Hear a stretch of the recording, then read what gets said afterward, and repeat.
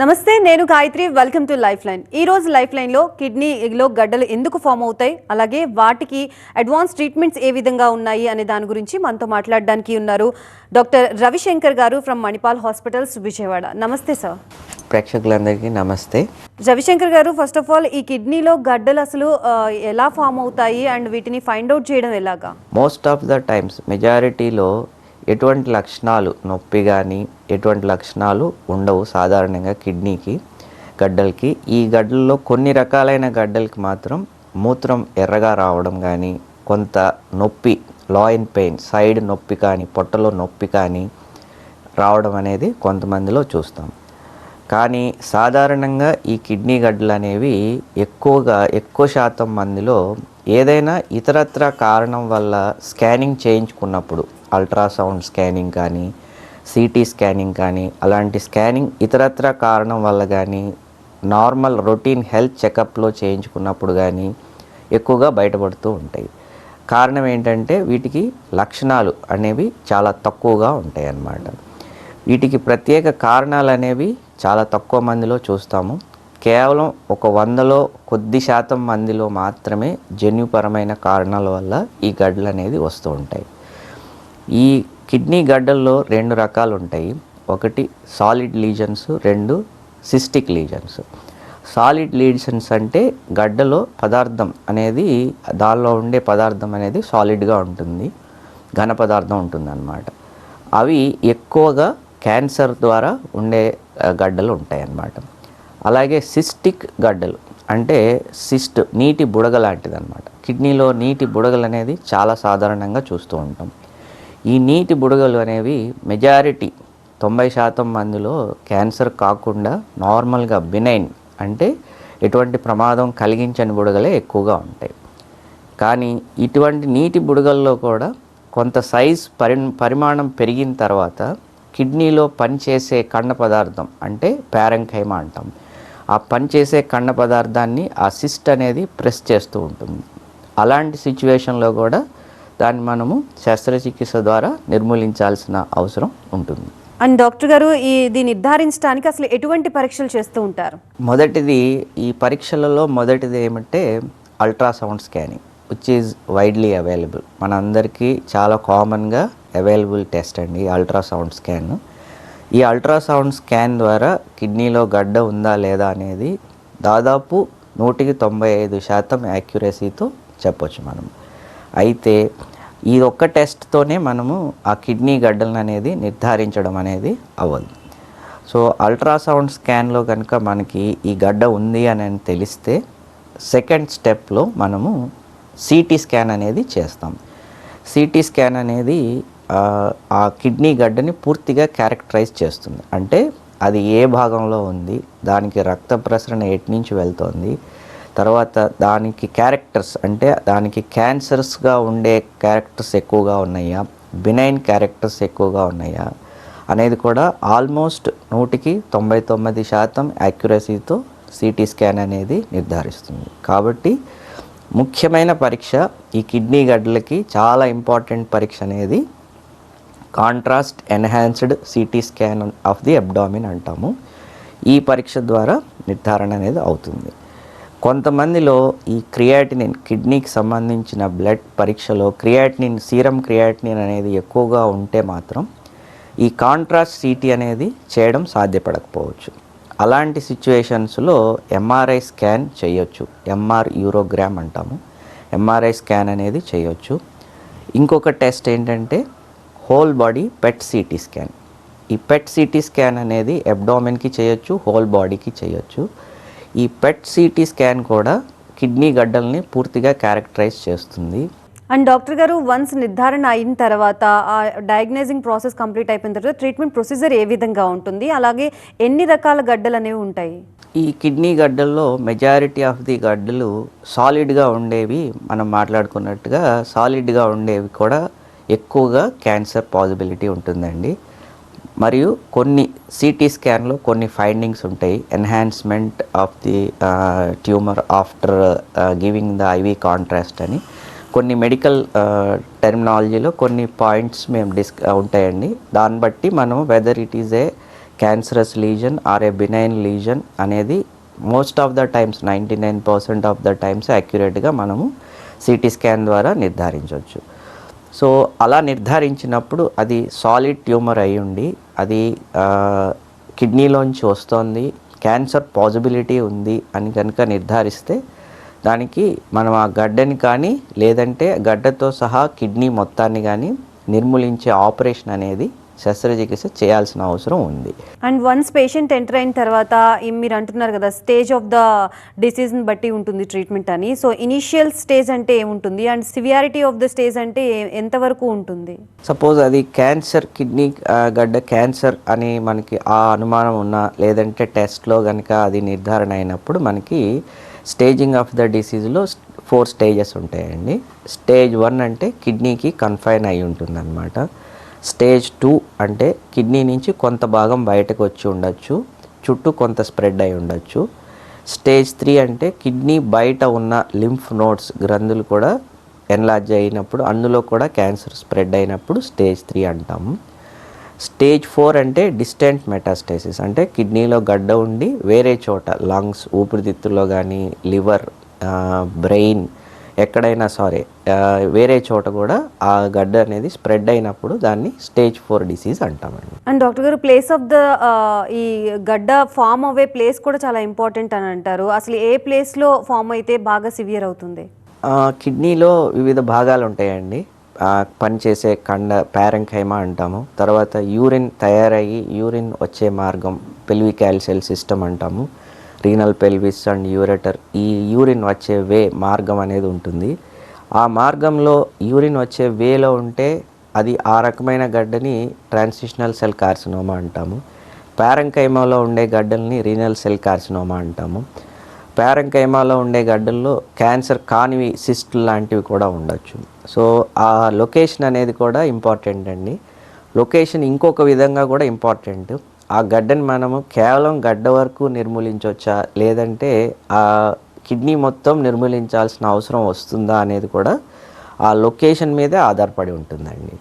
అది మెడికల్గా దానికి సంబంధించిన రక్త ప్రసరణ ఇన్పుట్స్ ఎలా వెళ్తున్నాయి ఆ గడ్డకి అనేది మనం దానిలో చూస్తామన్నమాట సిటీ స్కాన్లో.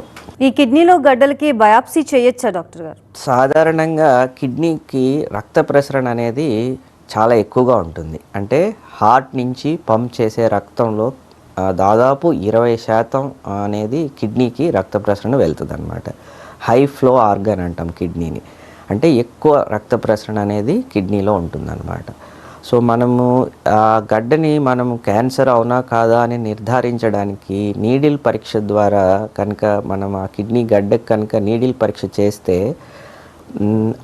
అది బ్లీడింగ్ రక్తస్రావానికి దారితీసే అవకాశం చాలా ఎక్కువగా ఉంటుంది. కావున ఈ సైంటిఫిక్గా రీసెర్చ్లో తేలింది ఏంటంటే కిడ్నీ గడ్డలకి సాధారణంగా most of the times 95% of the times ఈ బయాప్సీ, ఈ true cut biopsy, needle biopsy అనేది అవాయిడ్ చేస్తాం.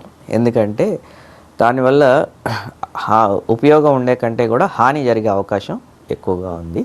అండ్ సైంటిఫిక్ రీసెర్చ్లో క్లియర్ కట్గా radiological investigations like images, CT scan, MRI, PET CT scan, వీటిల్లో ఏదైతే రిపోర్ట్ ఉంటుందో ఇట్ ఈస్ 99% యాక్యురేట్. కాబట్టి ఈ బయాప్సీ అనేది అవాయిడ్ చేయడం మంచిదండి. ఇంకొక విషయం, ఇంకొక కారణం బయాప్సీ వద్దు అని చెప్పడానికి ఇంకొక కారణం ఏంటంటే బయాప్సీ ద్వారా ఆ గడ్డ క్యాన్సర్ అనే నిర్ధారణ అవడం, సెన్సిటివిటీ అండ్ స్పెసిఫిసిటీ అంటాం మెడికల్లో, అది కూడా తక్కువగా ఉంటుందండి.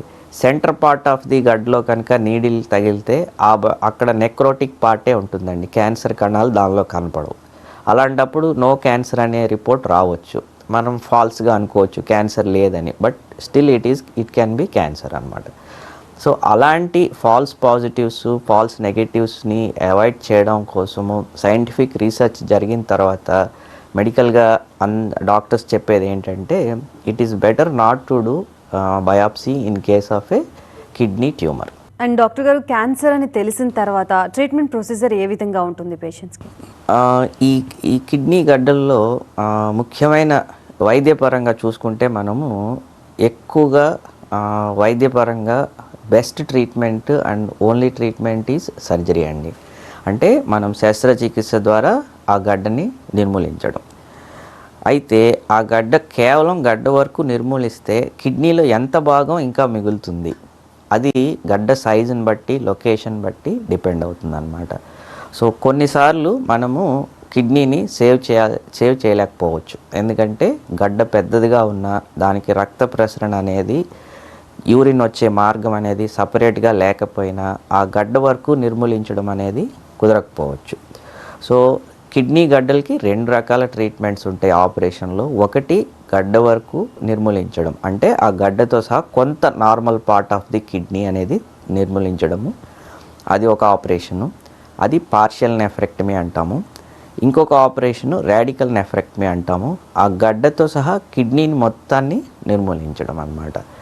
అది చేసినప్పుడు ఇక పేషెంట్కి ఒక కిడ్నీని, అవతల కిడ్నీ ఒకటే నార్మల్గా ఉంటే అది ఒకటే ఉంటుందన్నమాట. సో ఈ కిడ్నీని కంప్లీట్గా రిమూవ్ చేయడం వల్ల patient is left with only 1 kidney అన్నమాట. సో ఆ 1 కిడ్నీ అనేది majority of the times, 95% of the times ఎటువంటి ఇబ్బంది కలిగించదు. నార్మల్ లైఫ్ స్పాన్ ఉంటుంది, నార్మల్గానే ఫంక్షన్ ఉంటుంది. గడ్డకి సంబంధించి రేడియో, కీమోథెరపీ ఇలాంటివన్నీ చేస్తూ ఉంటారు కదా. సో వీటి వల్ల ఏమైనా ఎఫెక్ట్ కలుగుతుందా? అండ్ వీటి ద్వారా క్యూర్ అయిపోయే ఛాన్సెస్ ఉంటుందా సర్జరీ వరకు వెళ్లకుండా? సాధారణంగా కిడ్నీ గడ్డల్లో రీనల్ సెల్ కార్సినోమా అనేదానికి రేడియేషన్ అనేది కానీ కీమోథెరపీ కానీ వర్క్ చేయడం అనేది తక్కువ అండి. Majority of the times surgery is the best option. కొన్నిసార్లు అడ్వాన్స్డ్ ఆర్సీసీలో కొన్ని ఇమ్యూనోథెరపీ, టార్గెట్ థెరపీ అని కొన్ని పాలియేటివ్ ట్రీట్మెంట్స్ అనేవి, సపోర్టివ్ ట్రీట్మెంట్స్ అనేవి ఉన్నాయండి. ఇకపోతే ట్రాన్సిషనల్ సెల్ కార్సినోమా అంటే కిడ్నీ యూరిన్ వచ్చే దారిలో ఉండే టైప్ క్యాన్సర్కి మాత్రం కీమోథెరపీ అనేది కొంతవరకు యూస్ఫుల్ అవుతుందండి. అది ముందుగా ఫస్ట్ కీమోథెరపీ ఇచ్చి సర్జరీ చేసి మళ్ళీ కీమోథెరపీ అనేది ఇస్తూ ఉంటాము వాటిల్లో. అది depends on the stage of the disease అన్నమాట. సో ఓవరాల్గా చూసుకుంటే కిడ్నీ గడ్డలకి majority of the times timely surgery, అంటే ఇనీషియల్గా ఎర్లీగా డయాగ్నోస్ చేసి కరెక్ట్ టైంకి ఎర్లీగానే సర్జరీ అనేది చేసి కంప్లీట్గా గడ్డను నిర్మూలిస్తే కోర్స్ ఆఫ్ ద డిసీజ్ అంటే ప్రోగ్నోసిస్ అంటే పేషెంట్కి బాగుంటుందండి. కిడ్నీలో గడ్డల సమస్యలు అనేవి 2 కిడ్నీల్లో ఫామ్ అయ్యే ఛాన్సెస్ ఉంటాయా?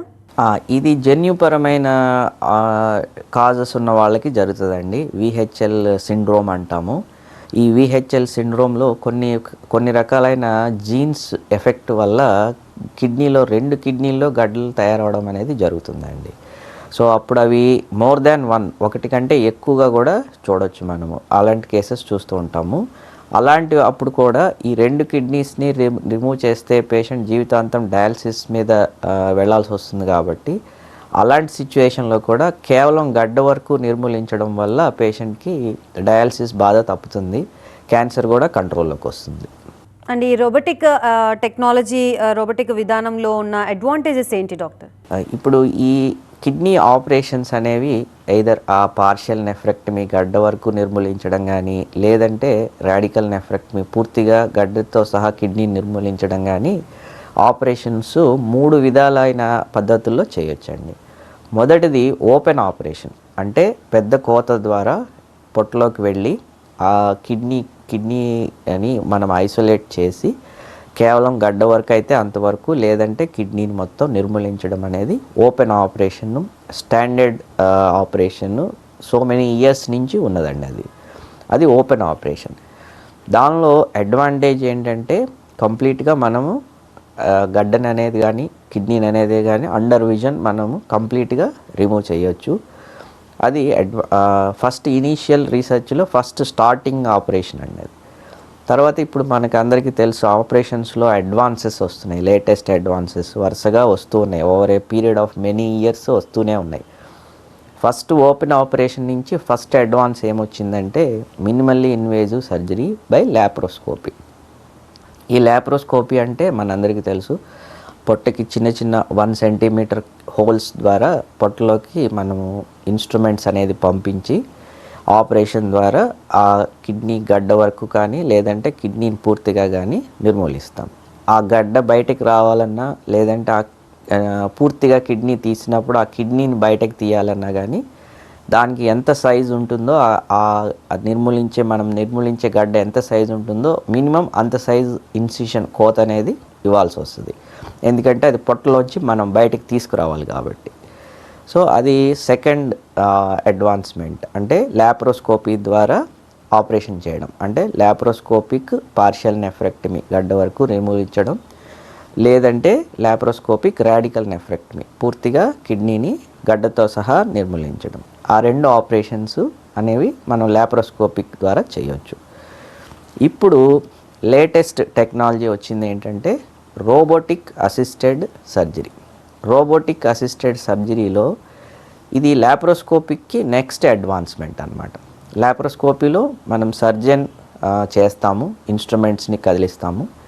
ఈ రోబోటిక్ అసిస్టెడ్ సర్జరీలో రోబోట్ ద్వారా సర్జన్ అనేది ఆపరేషన్ చేస్తారనమాట. ఇందులో ఏంటంటే పేషెంట్కి ఆ రోబోని డాక్ చేస్తాం, అంటే పేషెంట్కి పొట్టకి కీ హోల్స్ ద్వారా పొట్టలోకి యాక్సెస్ తీసుకొని 1 సెంటీమీటర్ హోల్స్ ద్వారా పొట్టలోకి యాక్సెస్ తీసుకుంటాము. ఆ యాక్సెస్ ద్వారా రోబోటిక్ ఆర్మ్స్, అంటే రోబోట్కి చేతులు ఉంటాయి అన్నమాట, ఆపరేషన్ చేసే ఆర్మ్స్ ఉంటాయి, వాటిని పొట్టకి మనం పెట్టిన కీ హోల్స్ ద్వారా డాక్ చేస్తాం, అంటే అటాచ్ చేస్తాం అన్నమాట. చేసి ఒక కన్సోల్లో సర్జన్ కూర్చొని 3D విజన్లో, అంటే మ్యాగ్నిఫికేషన్ అండ్ క్లారిటీ, 3D విజన్లో మనము ఆ పార్ట్ని చూస్తూ, సపోజ్ పార్షియల్ నెఫ్రెక్టమీ అయితే అంతవరకే, ఆ పార్ట్ వరకే మనము మోర్ యాక్యురేట్గా మనము ఈ రోబోటిక్ విధానంలో తీయొచ్చు అన్నమాట. ఇంకొక ముఖ్యమైన అడ్వాంటేజ్ ఏంటంటే ఈ రోబోటిక్ విధానంలో లెస్ బ్లీడింగ్, అంటే రక్తస్రావం ఓపెన్ ఆపరేషన్ కంటే ల్యాప్రోస్కోపిక్ కంటే కూడా తక్కువ బ్లీడింగ్, లెస్ బ్లీడింగ్తో మనము చాలా మినిమం నెగ్లిజిబుల్ బ్లీడింగ్తో మనము ఈ ఆపరేషన్ అనేది చేయవచ్చు. అండ్ డాక్టర్ గారు, ప్రజెంట్ మణిపాల్ హాస్పిటల్లో ఎటువంటి అడ్వాన్స్ టెక్నాలజీ యూస్ చేస్తున్నారు అండ్ పేషెంట్ రికవరీకి ఎంత టైం పడుతుంది? ప్రస్తుతం విజయవాడ మణిపాల్ హాస్పిటల్లో మనకి రోబోట్ అనేది డావిన్సీ ఎక్స్ సిస్టమ్ అనే రోబోట్ టెక్నాలజీ వాడుతున్నాము. ఇది చాలా అడ్వాన్స్డ్ లేటెస్ట్ టెక్నాలజీ రోబో. దీంతో మనము ఈ రోబోటిక్ పార్షియల్ నెఫ్రెక్టమీ, కిడ్నీలో కేవలం గడ్డ వరకే నిర్మూలించడం అనేది చేస్తున్నాము. ఈ ఆపరేషన్ తర్వాత వితిన్ 24 అవర్స్ 24 గంటల్లో పేషెంట్ నార్మల్గా లేచి నడవచ్చు, డిశ్చార్జ్ కూడా అవ్వచ్చు హాస్పిటల్ నుంచి. సో ఇది ఎర్లీ రికవరీకి, లెస్ బ్లీడింగ్కి, లెస్ పెయిన్కి చాలా యూస్ఫుల్గా ఉంది ఈ టెక్నాలజీ అనేది. Apart from this robotic technology, ఇప్పుడున్న లేటెస్ట్ కిడ్నీ సర్జరీస్కి సంబంధించిన ఆల్ టెక్నాలజీస్ మనకి ఇక్కడ విజయవాడ మణిపాల్ హాస్పిటల్లో అవైలబుల్గా ఉన్నాయి. అండ్ వన్స్ ట్రీట్మెంట్ కంప్లీట్ అయిపోయిన తర్వాత మళ్ళీ కిడ్నీలో గడ్డలు ఫామ్ అయ్యే అవకాశం ఉంటుందా? ఇది కొంచెం తక్కువ మందిలో చూస్తామండి, మళ్ళీ కొత్తగా కిడ్నీలో గడ్డ రావడం అనేది. అయితే ఇప్పుడు మనం ఏదైతే మాట్లాడుకున్నామో కిడ్నీ గడ్డని మనం తీసిన తర్వాత దాన్ని పెథాలజీ రిపోర్ట్, హిస్టోపెథాలజీ అంటాము. అది ఏ విధమైన గడ్డ, వినైనా మ్యాలిగ్నెంటా, అంటే క్యాన్సర్ కాదా అనేది నిర్ధారణ అవుతుంది ఆ పెథాలజీలో. సెకండ్ పాయింట్, సపోజ్ క్యాన్సర్ అయితే ఏ విధమైన క్యాన్సర్, అది ఆర్సీసీనా, టీసీసీనా ఏంటి అనేది మెడికల్గా టెర్మినాలజీ ఉంటుంది. సో అది ఏ విధమైన క్యాన్సర్ అనేది నిర్ధారణ చేస్తాం.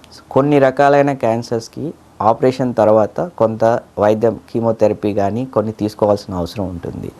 తర్వాత కొంత ఫాలోఅప్ కూడా అవసరం. ఈ గడ్డలకి అనేది మీరు అడిగినట్లుగా మళ్ళీ రిపీట్ అవుతున్నాయా అనే దానికంటే కూడా ఈ ఫాలోఅప్ అనేది, ఈ గడ్డ ఎంతవరకు మనము ఇచ్చిన ట్రీట్మెంట్ అనేది సక్సెస్ఫుల్ అయింది అనేది కూడా చూసుకోవాలి. గడ్డలు మళ్ళీ రిపీట్ అవ్వడం అనేది చాలా తక్కువ మందిలో చూస్తాము. కొంతమందికి జన్యుపరమైన కారణాలు ఉన్న వాళ్ళకి మాత్రం మనం ఒక పార్ట్లో నిర్మూలిస్తే ఇంకొక పార్ట్లో కూడా కిడ్నీలో గడ్డ వచ్చే అవకాశం ఉంటుంది. కొంచెం తక్కువ, రేర్గా చూస్తాం అది. అండ్ మీరు అన్నట్టుగా రాకుండా చూసుకునే మార్గాల గురించి మాట్లాడుకుందాం. అసలు రాకుండా ఉండడానికి ఎటువంటి ఫుడ్ ఏమైనా అవాయిడ్ చేయాల్సి ఉంటుందా అండ్ లైఫ్ స్టైల్ చేంజెస్ ఏమైనా చేంజ్ చేసుకోవాలా? యాక్చువల్గా కిడ్నీ గడ్డలకి ఒకటి నో స్మోకింగ్, అంటే టొబాకోని any form we should avoid. అది one of the defined cause, అంటే కిడ్నీ గడ్డలు వచ్చేదానికి అది ఒక కారణం అని చెప్పి అది నిర్ధారణ అయింది. బట్ అందరు స్మోకర్స్లో రాకపోవచ్చు, బట్ అదొకటి. స్మోకింగ్ అనేది అవాయిడ్ చేయాలి. తర్వాత సాల్ట్, లో సాల్ట్ డైట్ అనేది కిడ్నీ ఫంక్షన్ని బెటర్ చేస్తుంది. ఎక్కువ సాల్ట్ లోడ్ ఉండడం వల్ల కిడ్నీస్ ఫంక్షన్ అనేది ఇబ్బంది అవ్వచ్చు, కానీ కిడ్నీలో గడ్డలకి దారి తీయకపోవచ్చు. బట్ కిడ్నీ ఫంక్షన్ అనేది డెఫినెట్గా ఇంప్రూవ్ చేస్తుంది లో సాల్ట్ డైట్. అండ్ సాధ్యమైనంత వరకు నాన్ వెజిటేరియన్ ఫుడ్ అనేది తక్కువగా తీసుకుంటే కిడ్నీస్ మీద లోడ్ అనేది తక్కువగా ఉంటుంది. సో కిడ్నీస్ ఫంక్షన్ బెటర్గా ఉంటుంది. ఇకపోతే వీటిని మనం ప్రివెన్షన్ కోసం ఏం చేయాలి అని అంటే, ఇప్పుడు నవేడేస్ అందరూ డాక్టర్స్ అడ్వైజ్ చేస్తున్నాము, ఎవ్రీ ఇయర్ ఒక్కసారి హెల్త్ చెకప్ చేసుకోవడం అనేది చాలా మంచిది. ఎందుకంటే నార్మల్ హెల్త్ చెకప్లోనే ఇలాంటివి చిన్న చిన్న గడ్డలు కిడ్నీవి బయటపడతాయి ఎక్కువగా. అలాంటప్పుడు వాళ్ళకి మనం ఎర్లీ స్టేజ్లో ట్రీట్మెంట్ ఇస్తే ఫ్యూచర్ వాళ్ళకి లైఫ్ స్పాన్ కానీ కాంప్లికేషన్స్ ఏం రాకుండా లైఫ్ స్పాన్ కానీ బాగుంటుంది. And we can save the kidney also. చిన్న గడ్డ ఉన్నప్పుడు కేవలం గడ్డ వరకు మనం తీయొచ్చు. అదే గడ్డ చాలా పెద్దదైపోయి అంతా స్ప్రెడ్ అయినప్పుడు మనం కిడ్నీని కాపాడలేకపోవచ్చు. కాబట్టి నా సజెషన్ అయితే ఇయర్లీ వన్స్ అనేది హెల్త్ చెకప్ చేసుకోవడము, అల్ట్రాసౌండ్ స్కాన్ కంపల్సరీగా చేయించుకోవడం అనేది చాలా మంచిది. సో చూసారు కదా, ఇది ఇవాల్టి లైఫ్ లైన్. రేపటి లైఫ్ లైన్లో మళ్ళీ కలుద్దాం. అప్పటి వరకు చూస్తూనే ఉండండి TV9.